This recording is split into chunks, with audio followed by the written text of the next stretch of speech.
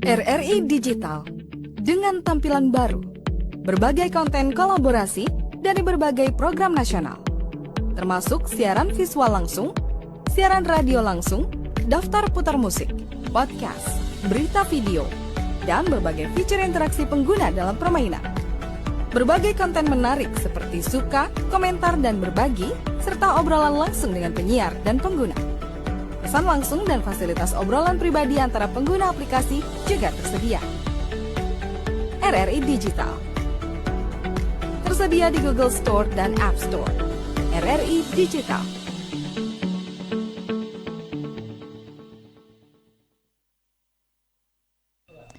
Assalamualaikum warahmatullahi wabarakatuh. Selamat pagi pendengar RRI Medan dimanapun Anda berada. Apa kabar Anda pagi hari ini? Senang sekali saya Widya pagi ini bisa kembali menyapa Anda dalam dialog Aspirasi Sumut. Dan selamat pagi juga Anda yang menyaksikan dialog Aspirasi Sumut pagi hari ini melalui kanal YouTube RRI Net Medan. Anda juga dapat mendengarkan dialog pagi hari ini melalui aplikasi RRI Digital. Mengungkap bahaya love scamming, ini yang menjadi topik dalam dialog Aspirasi Sumut pagi hari ini. Kasus love scamming kian marak dan memanfaatkan kedekatan emosional untuk menipu korban hingga mengalami kerugian. Isu ini kembali menjadi sorotan setelah Imigrasi Medan mengungkap jaringan love scamming lintas negara yang melibatkan warga negara asing dan Indonesia. Lantas, bagaimana mengenali modus love scamming dan mencegah agar tidak menjadi korban? Kita bahas pagi hari ini bersama dua narasumber. Yang pertama ada psikolog dari Universitas Potensi Utama Fadila Fajrah, dan yang kedua ada Sekretaris Program Studi Magister Ilmu Komunikasi Universitas Muhammadiyah Sumatera Utara, Sigit Hardianto. Tapi sebelumnya kami mengajak Anda pendengar dan juga pemirsa sampaikan pertanyaan maupun tanggapan Anda. Anda dapat mengirimkan pesan melalui WhatsApp kami di 0811 616 943 atau Anda dapat menuliskannya di kolom komentar kanal YouTube kami di RRI Net Medan. Dan pagi ini kami sudah terhubung dengan psikolog Fadila Fajrah. Assalamualaikum, selamat pagi Bu Fadila. Waalaikumsalam warahmatullahi wabarakatuh. Selamat pagi Mbak Widya. Apa kabarnya pagi ini Bu Fadila? Alhamdulillah luar biasa baik Mbak Widya. Alhamdulillah. Bu Fadila, ini love scamming, isu ini kembali mencuat setelah Imigrasi bersama Polda Sumatera Utara mengungkap jaringan internasional begitu, ini melibatkan WNA dan juga WNI. Pertanyaannya, mengapa seseorang bisa begitu mudah nih Bu Fadila terjebak dalam hubungan palsu ya kalau bisa dibilang seperti itu yang dibangun oleh pelaku love scamming meskipun tidak pernah bertemu secara langsung?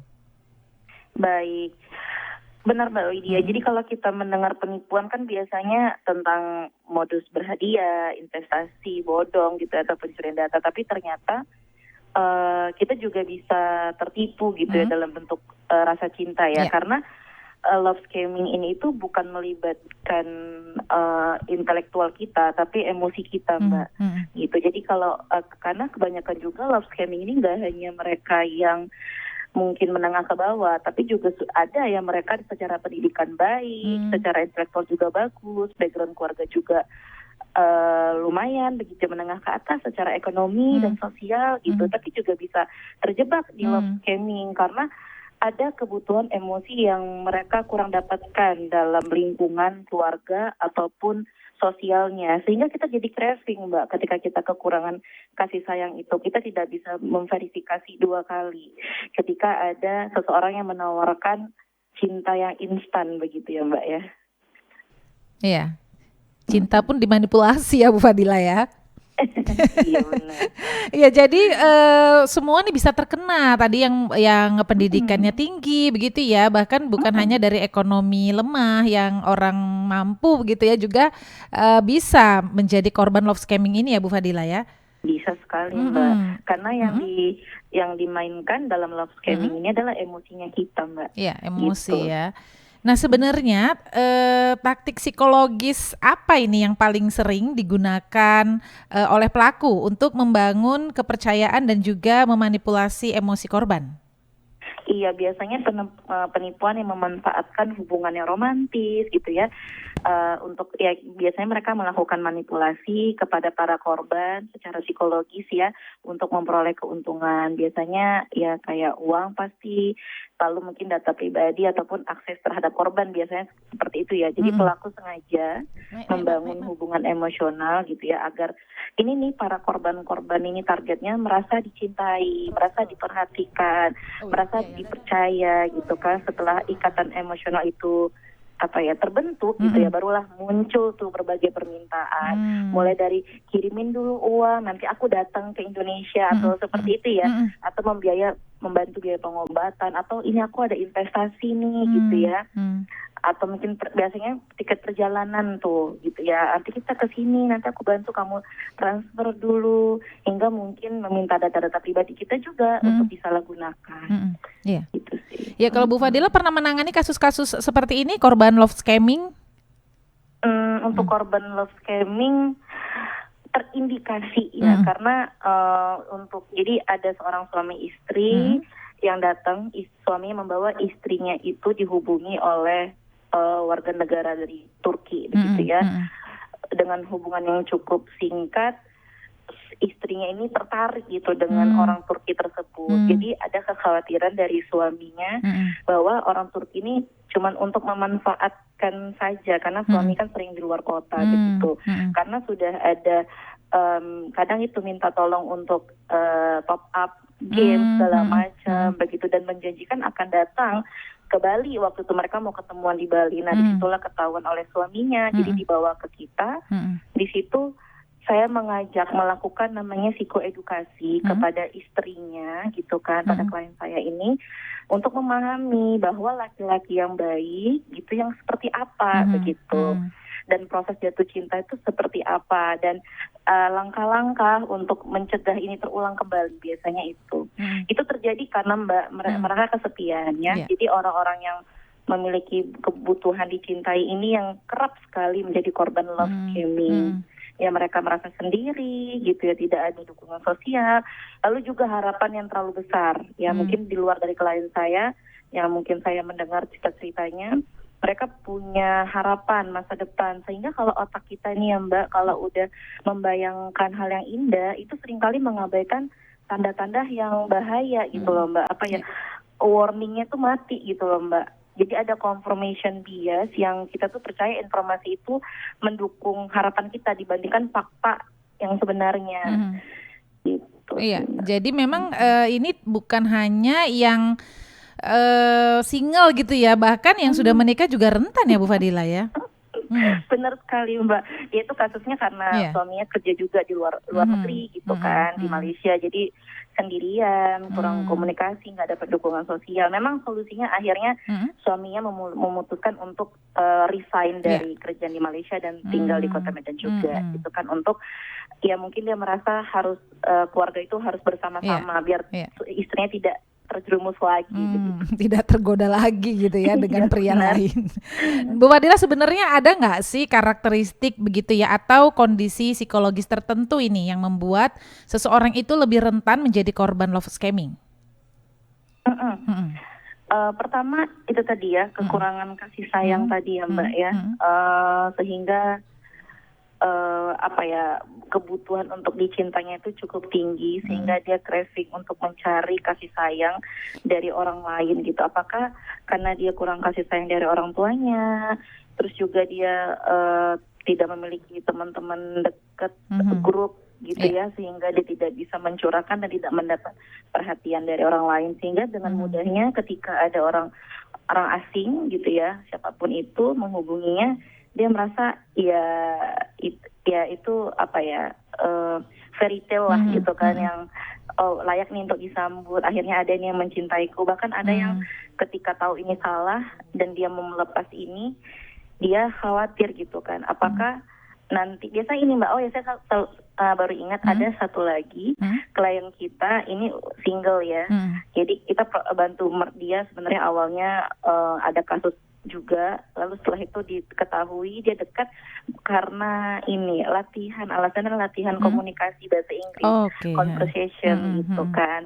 Nah, walaupun dia tahu sebenarnya, ini tahu dia di love scamming, dia tahu gitu kan, awalnya, makanya dia konseling ke kita.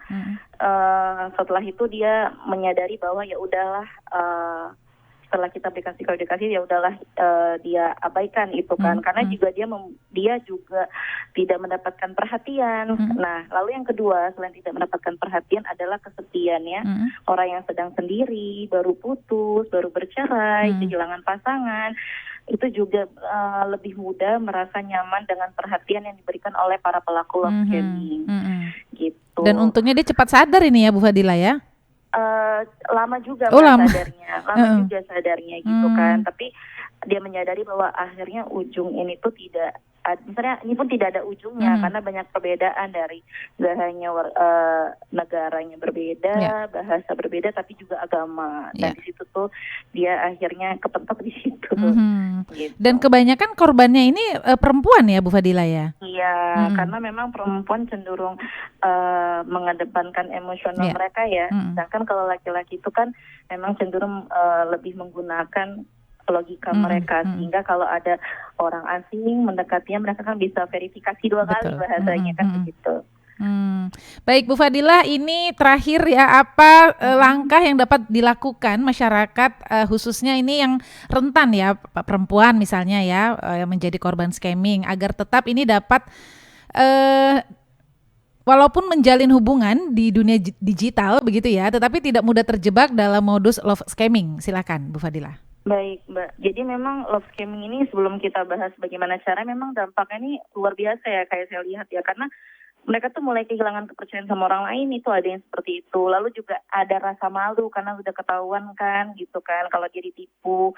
Terus belum lagi mereka akhirnya sering self blaming, depresi, ada bahkan yang cemas, atau bahkan mulai ada trauma bonding untuk menjalin hubungan dengan orang baru. Itu tuh ada yang begitu ya. Jadi supaya menghindari dampak-dampak psikologis yang sangat berbahaya itu, yang bisa kita lakukan pertama gitu ya, jangan mudah percaya loh pada hubungan yang berkembang tuh sangat cepat gitu. Ya, lalu yang kedua selalu verifikasi identitasnya.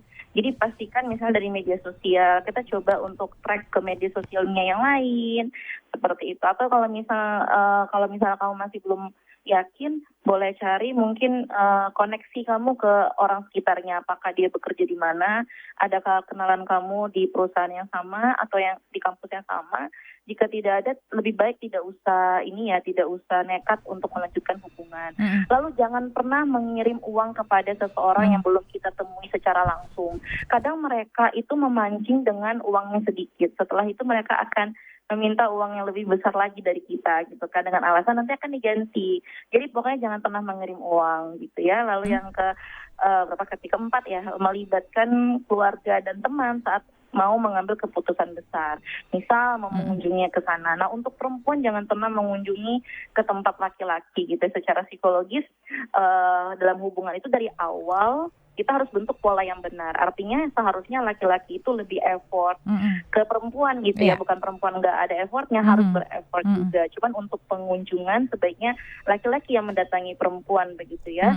Jadi biar dia yang ke Indonesia, karena kalau misalnya ada apapun yang terjadi, kita lebih aman gitu, lebih mudah untuk mencari pertolongan, kayak gitu ya.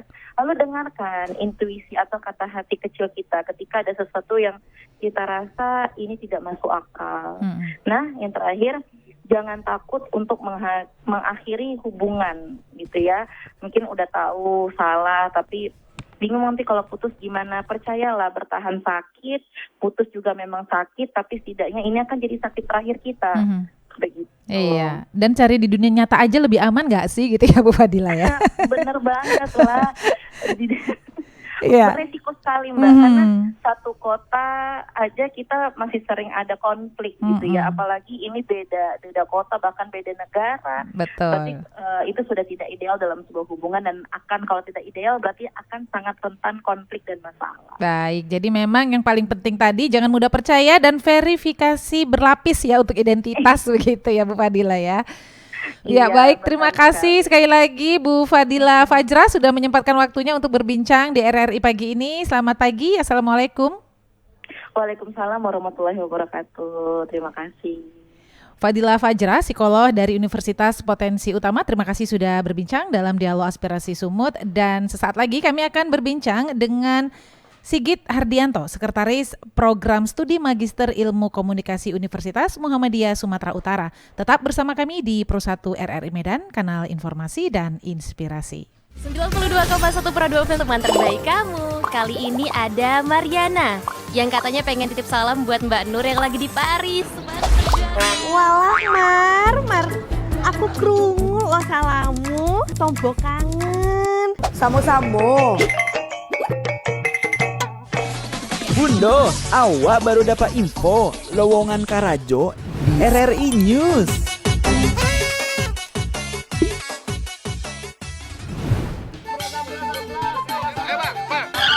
Nyanyi lagu apa kita, Pace? RRI digital saja toh.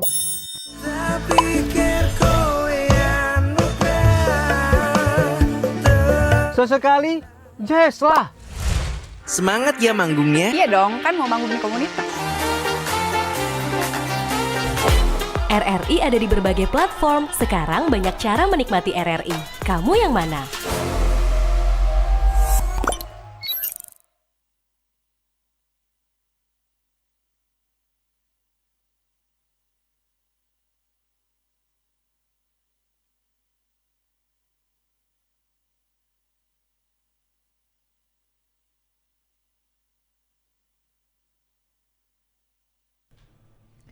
Masih di Dialog Aspirasi Sumut mengungkap bahaya love scamming. Kembali kami mengajak Anda pendengar dan juga pemirsa sampaikan pertanyaan maupun tanggapan Anda.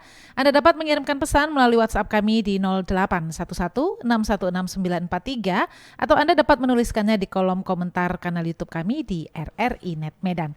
Dan pagi ini kami sudah terhubung dengan Sekretaris Program Studi Magister Ilmu Komunikasi Universitas Muhammadiyah Sumatera Utara, ada Pak Sigit Hardianto. Selamat pagi Pak Sigit. Selamat pagi Mbak Widya. Terima kasih Pak sudah menyempatkan waktunya untuk berbincang di RRI pagi ini. Ya, monggo Mbak. Ya. Iya Pak Sigit, ini love scamming kembali disorot begitu ya setelah pengungkapan kasus oleh Imigrasi dan Polda Sumatera Utara yang melibatkan WNA dan juga WNI. Mengapa modus love scamming ini semakin mudah berkembang di era media sosial dan komunikasi digital saat ini, Pak Sigit? Oke, terima kasih Mbak Widya. Terkait dengan love scamming tadi ya, ini saya kaji dalam perspektif komunikasi Mbak ya, karena ini memang kejahatan di dunia cyber. Yeah. Nah, love scamming ini saya anggap merupakan bagian dari salah satu bentuk kejahatan minggu cyber yang berkembang pesat. Yang sering meningkatnya dari penggunaan media digital di dalam kehidupan sehari-hari. Nah, dalam perspektif ilmu komunikasi di sini memandang bahwa setiap proses komunikasi itu pasti akan melibatkan komunikator, pesan, media, komunikan, dan efek. Nah, dalam praktik love scamming ini, ya, pelaku itu bisa saja bertindak sebagai komunikator secara sengaja, menyusun pesan, kemudian memanajemen pesan, baik itu melalui media digital untuk mempengaruhi korbannya. Nah, artinya efek-efek yang diharapkan dari pelaku ini bukan hanya sekedar terbentuknya hubungan emosional yang bersifat intim, tetapi juga muncul perilaku-perilaku yang menguntungkan bagi pelaku, seperti misalnya mengirimkan uang, kemudian memberikan informasi-informasi pribadi untuk meraup keuntungan-keuntungan. Nah, kemudian juga dalam kajian perspektif lain dalam ilmu komunikasi juga bisa ditinjau dari kajian komunikasi antarpersonal. Artinya apa? Inti dari praktik love scamming ini bagaimana seorang komunikator tadi yang melakukan kejahatan itu untuk membangun yang namanya impression management. Nah, artinya hubungan yang terjalin antara pelaku tadi dengan korban itu berkembang melalui percakapan yang berlangsung secara intens dengan menggunakan media tadi secara langsung dalam jangka waktu tertentu. Artinya interaksi tersebut itu dapat dilakukan oleh komunikator dan komunikan telah dirancang agar terciptanya hubungan yang sifatnya itu romantis, Mbak, seperti itu. Sehingga korban itu merasa dekat, kemudian merasa diperhatikan, sehingga muncul yang namanya ketertarikan. Seperti itu Mbak Lydia. Iya, jadi memang dia ini komunikator yang baik ya Pak Sigit ya? Iya, Bisa. komunikator yang baik, tapi ada apanya ya, ada maksud dan tujuannya Mbak, seperti itu Mbak. Di balik modusnya itu ya. Tapi sebenarnya kalau kita tinjau dari ilmu komunikasi ya Pak Sigit ya, bagaimana ini pelaku ini sebagai komunikator yang luar biasa begitu ya, bisa membangun kepercayaan dan kedekatan emosional ini dengan korban dalam waktu yang relatif singkat.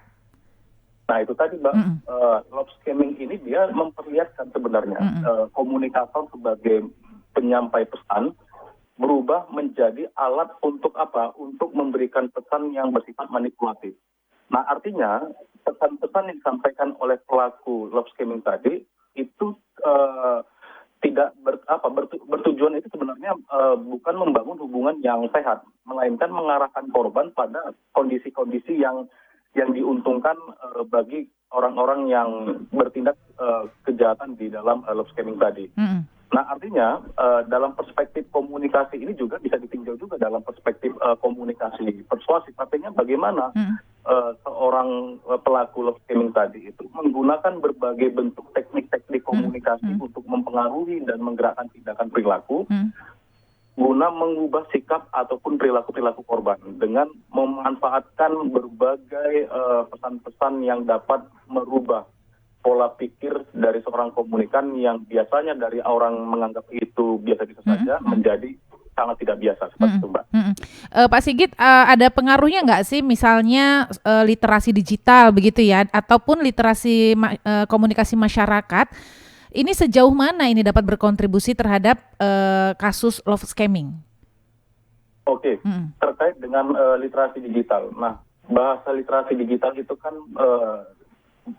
literate, artinya mampu manajemen, mampu menganalisa, mampu menginterpretasi dari arus-arus pesan dari media sosial.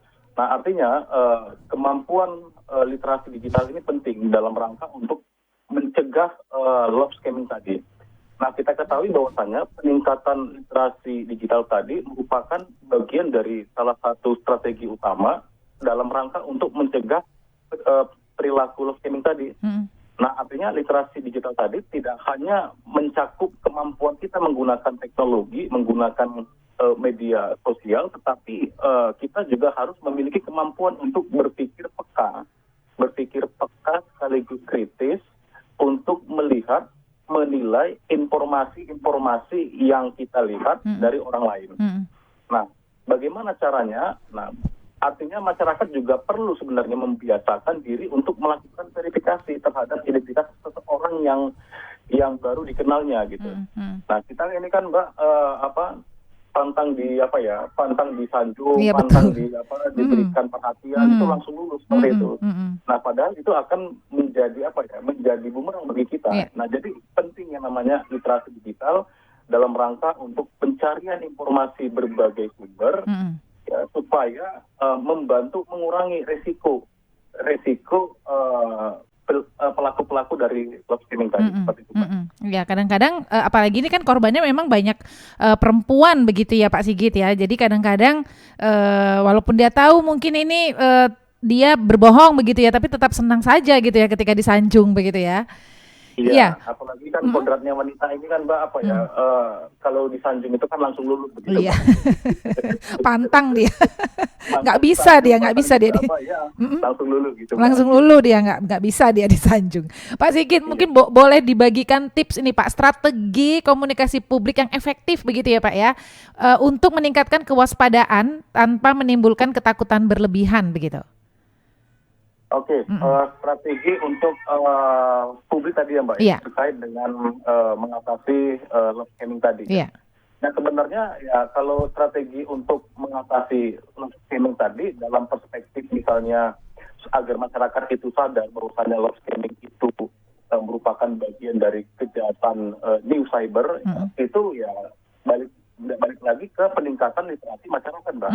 Artinya literasi masyarakat itu ya kita harus waspada. Artinya tidak semua informasi-informasi dari media sosial itu dapat kita percayai. Artinya perlu adanya filterisasi. Sebab kodrat manusia itu kan dalam bahasa filsafatnya itu kan cogito ergo sum. Manusia adalah makhluk yang berpikir. Artinya kita diberikan akal, kita diberikan pikiran, kita diberikan filter untuk apa? Untuk menyaring berbagai informasi-informasi yang nantinya itu dapat memberikan dampak bagi kita. Nah, dalam upaya yang dilakukan peningkatan literasi digital masyarakat tadi dalam rangka untuk menanggulangi sekaligus mencegah, ya kolaborasi pemerintah itu juga dan penegak hukum penting ya untuk memperkuat regulasi-regulasi dalam rangka untuk meningkatkan kapasitas penanganan kejahatan cyber. Nah, artinya harus ada penindakan yang tegas. Nah, selain itu juga ya melakukan penindakan terhadap pelaku, pemerintah juga perlu mengembangkan program-program edukasi nasional dalam rangka misalnya memperkenalkan keamanan digital, misalnya melalui sekolah, perguruan tinggi, media massa, misalnya media massa pemerintah diundang dalam kegiatan talk show, di radio, di podcast, dan lain sebagainya. Nah, dan juga melibatkan komunitas masyarakat. Nah, artinya pendekatan preventif ini yang sifatnya sustainable, sifatnya berkelanjutan, itu akan lebih efektif dibandingkan hanya mengandalkan penegakan hukum setelah kejahatan terjadi. Betul. Betul. Jadi bukan hanya mengobati, ya, kita harus mencegah terlebih dahulu. Ya, jadi memang inilah sinergi yang harus dibangun ya Pak Sigit ya antara pemerintah begitu ya, masyarakat dan juga platform digital juga ya. Iya. Terakhir Pak Sigit ada pesannya untuk masyarakat agar bisa berhati-hati. Ya, tambahan lagi Mbak, ini karena memang misalnya love scamming ini sebenarnya ini kan kejahatan cyber yang yang bisa dikatakan new kejahatan baru ya. Ini lembaga pendidikan juga memiliki peran strategis ya dalam misalnya membangun budaya digital ya, membangun budaya digital yang sehat ya. Artinya materi-materi mengenai misalnya etika dalam komunikasi digital itu ya sebenarnya penting dilakukan di dalam setiap perkuliahan misalnya. Nah, mengajarkan mahasiswa misalnya, mengajarkan insan akademik misalnya bagaimana keamanan cyber, kemudian perlindungan data pribadi. Nah, makanya saya kurang sepakat juga ini Mbak, kalau misalnya ada misalnya orang sedikit-sedikit itu buat status di medsos itu kan mengumbar-umbar mengumbar-umbar privasi seseorang seperti itu Mbak. Jadi pemerintah bekerja sama dengan penegak hukum, nah kemudian juga lembaga pendidikan sebagai motor juga untuk menanggulangi ya dengan cara memberikan materi-materi budaya digital yang sehat seperti itu Mbak. Ya, baik. Jadi memang ini harus jadi kepedulian bersama ya Pak Sigit ya, bagaimana termasuk perguruan tinggi tadi ya berperan untuk bisa meningkatkan literasi digital masyarakat begitu. Iya. Baik terima kasih Pak Sigit sudah berbincang di RRI pagi ini. Selamat pagi. Selamat pagi Mbak Widya, ya monggo ya. Assalamualaikum. Waalaikumsalam warahmatullahi wabarakatuh. Sigit Hardianto, Sekretaris Program Studi Magister Ilmu Komunikasi Universitas Muhammadiyah Sumatera Utara. Terima kasih sudah berbincang dalam Dialog Aspirasi Sumut, dan terima kasih juga untuk psikolog dari Universitas Potensi Utama Fadila Fajra, dan terima kasih untuk Anda pendengar dan juga pemirsa yang sudah mengikuti dan berpartisipasi dalam Dialog Aspirasi Sumut pagi hari ini, mengungkap bahaya love scamming. Saya Widya. Terus dengarkan Pro 1 RRI Medan, kanal informasi dan inspirasi. Wih, keren banget nih. Katanya ada obat herbal bisa mencegah sakit gigi seumur hidup. Ada hoax tuh. Widih. Ini juga keren nih. Ada sumber energi baru PLTH, pembangkit listrik tenaga hampa. Itu juga hoax kali. Lu bacanya apaan sih? Aduh, pantesan portal abal-abal lu baca. Kalau mau baca berita yang lengkap tapi udah verified, mulai dari berita nasional, internasional, olahraga, gaya hidup sampai hiburan, lu cukup klik rri.co.id. Di situ lu juga bisa streaming RRI digital. Aduh, makanya cek dulu biar gak kegocek di rri.co.id.